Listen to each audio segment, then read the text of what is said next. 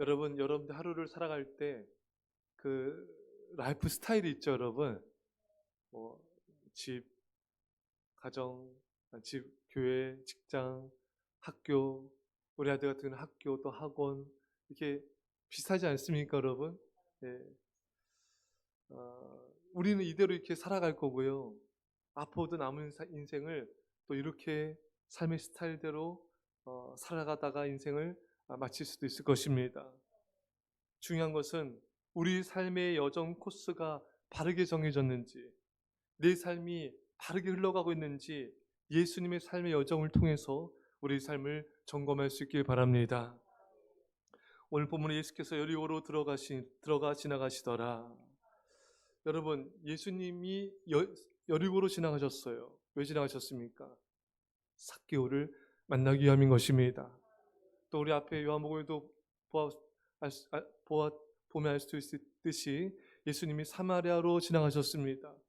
왜냐하면 유대인들은 사마리아 잘 지나가지 않거든요. 이렇게 우회해서 요단강 쪽을 우회해서 이렇게 지나갑니다. 근데 왜 사마리아 지나가셨습니까? 사마리아 여인을 만나기 위함이었던 것입니다. 예수님의 발걸음은 의미 없는 발걸음이 하나도 없어요. 그리고 예수님이 지나가시는 곳마다 치유 역사, 구원 역사가 나타났습니다. 예수님은 항상 잃어버린 영혼들을 찾아다니셨습니다. 여러분, 예수님의 삶의 여정 코스와 내 삶의 여정 코스가 어떻게 다른가? 여러분, 집을 나설 때 여러분 무엇을 바라보며 집을 나섭니까? 어떠세요? 집을 나설 때 어떤 생각, 마음으로 나섭니까? 입을 꼭 다무십니다, 지금. 여러분, 집을 나설 때 뭐 목적이 있죠. 뭐 학교를 간다든지 직장 간다든지 마트를 간다든지 시장 간다든지 사람을 만난다든지 뭐 여러 가지 이렇게 내가 집을 나서는 이유가 있는데 여러분, 우리의 중심이 예수님과 같아야 돼요. 예수님은 늘 잃어버린 영혼들을 찾아 나셨습니다. 외롭고 고독하고 아픈 자들을 찾아 나셨습니다. 이게 예수님의 발걸음을 내디딘 거의 주된 이유이지 않습니까, 여러분? 예수님은 소외된 자들, 마음 아픈 자들, 병든 자들을 항상 찾아 나셨어요. 잃어버린 영혼들을 향해 나아가셨습니다. 여러분과 저도 이 예수님의 삶의 여정을 따라갈 수 있기를 바랍니다. 예, 우리도 우리 발걸음과 우리의 모든 삶의 방향성이 예수님과 같아야 되는 것이죠. 집을 나설 때 우리는 여러분 전도자의 마음으로 나가야 돼요. 하나님, 오늘 예비된 영혼을 만나게 해주십시오.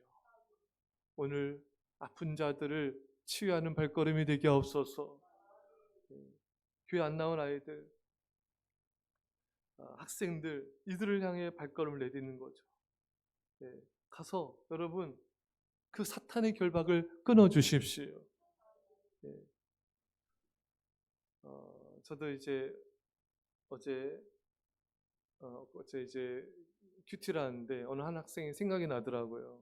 그래서 전화해서 이렇게 통화하면서 어떻게 지내냐고 이렇게 여러 가지 이렇게 안부를 물으면서 그 불안한 마음을 만져줬어요. 그 두려움을 만져줬습니다. 그리고 예배가 왜 중요한지, 하나님이 왜 중심이 되어야 되는지, 하나님이 중심이 되지 않을 때 우리 인생이 얼마나 불행해지고 하나님 안에 갈 때 얼마나 행복해지는지에 대해서 이렇게 말씀을 전하고 또 권면하고 기도해 줬습니다. 여러분, 우리는 또 아픈 자들을 생각하며 기도하며 그들을 만져주는 자가 됩시다. 기도하는데 아픈 성도님이 생각이 났어요. 그래서 전화해서 지금 몸 상태가 어떤지 그래서 그 사정을 들었어요.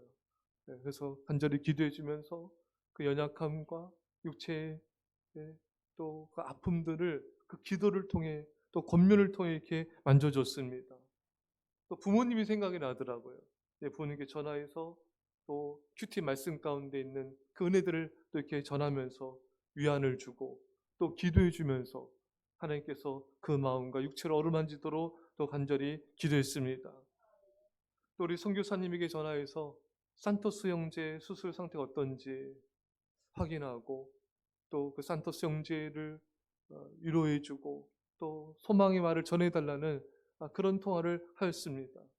사랑하는 성도 여러분, 여러분들이 날마다 아픈 성도들과 또 힘들어하는 성도들을 여러분 찾아가거나 또 전화해서 그들의 아픔을 만져준 자가 되고 취한 자가 되길 바랍니다. 또한 삭개오처럼 외롭고 고독한 이들을 찾아가서 그들의 외로움과 고독을 만져준 자가 될 수 있기를 바랍니다.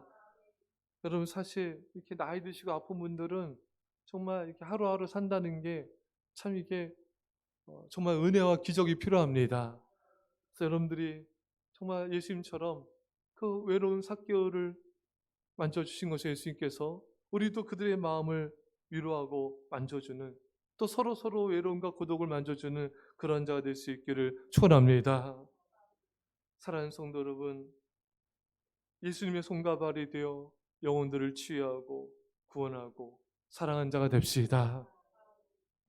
오늘 본문에 삭개오라 이름한 자가 있으니 세리장이요 또한 부자라. 삭개오를 향해 성경이 뭐라고 말하고 있는가? 세리장이고 부자라고 말씀하고 있습니다. 삭개오는 총세무관, 또 징세청 총관리인이었습니다. 고위직에 있는 굉장한 부자였습니다. 이름, 타이틀, 가진 소유물, 이것이 삭개오를 소개하는 것의 전부였습니다. 근데 여러분, 정말 중요한 건요, 예수님이 나를 어떻게 표현하고 있는가가 중요한 것입니다. 여러분, 세상에서 이렇게 명함도 있고 그 사람을 소개하지 않습니까?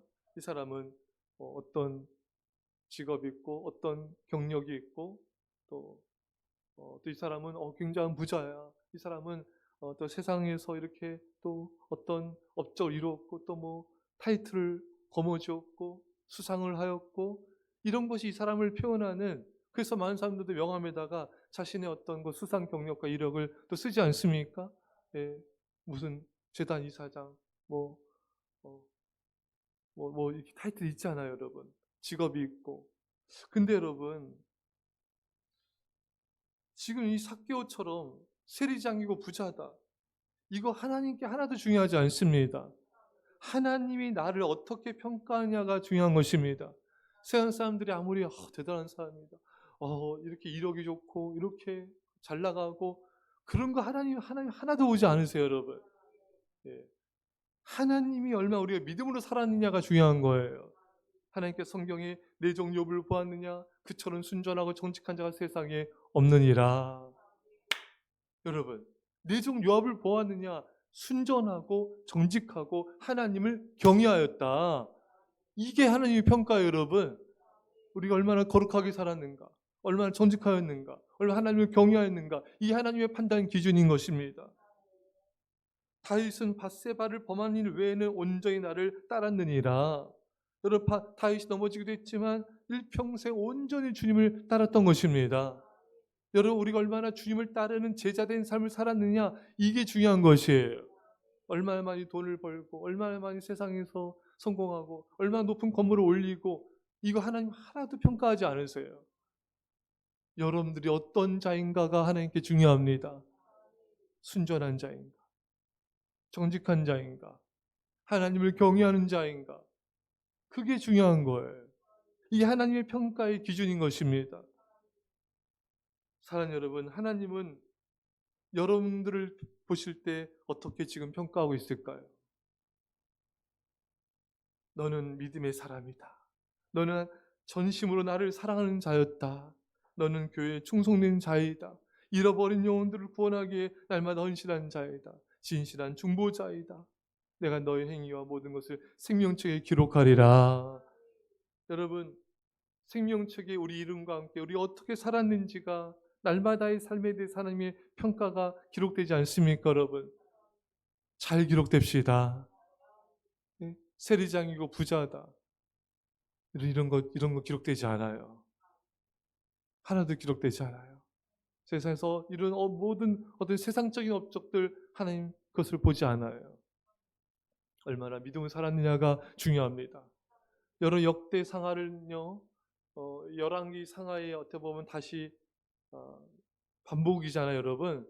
근데 달라진 게 뭐가 있냐면은 북이스라엘 왕들의 그런 믿음 없는 이런 것들은 나타났지 않아요. 정말 믿음으로 살았던 유다 왕들이 집중적으로 조명이 됩니다.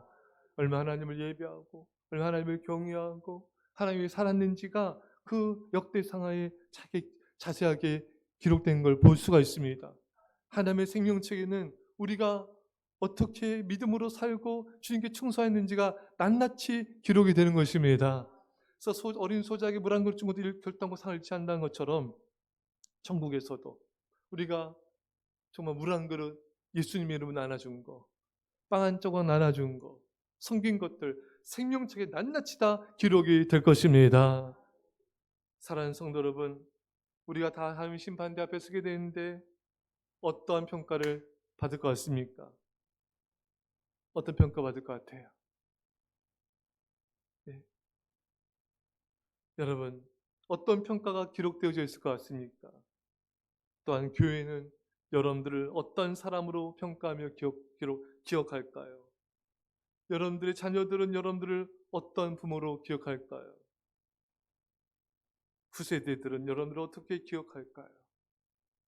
삭개오처럼 그저 부자, 돈 많이 번 사람, 열심히 일한 사람, 건물 있는 사람, 잘 먹고 잘 사는 사람으로 기억될 것이 아니라 부족하고 연약해도 주님을 사랑하며 교회를 섬기기 위해서 헌신했다면 하나님께서 우리를 아름답게 우리를 받아주실 것이고 인정해 주실 것입니다.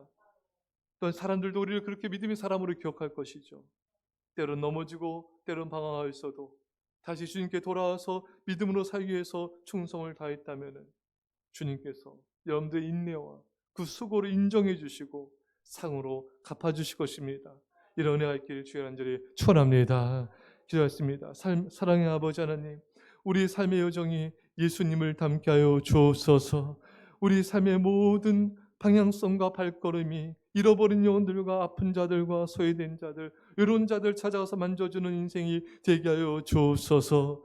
아버지 하나님, 세상의 평가가 중요한 것이 아니라 주님의 평가가 중요한 것일지언정 우리가 정말 하루하루 믿음으로 살게 하시고 하나님을 사랑하며 영혼들을 사랑하며 섬기며 살게 하셔서 하나님의 생명책에 다 믿음의 삶이 온전히 기록되어 주님의 칭찬과 인정 큰 상이 있게 하여 주옵소서. 감사드리며 예수님의 이름으로 기도합나이다. 아멘.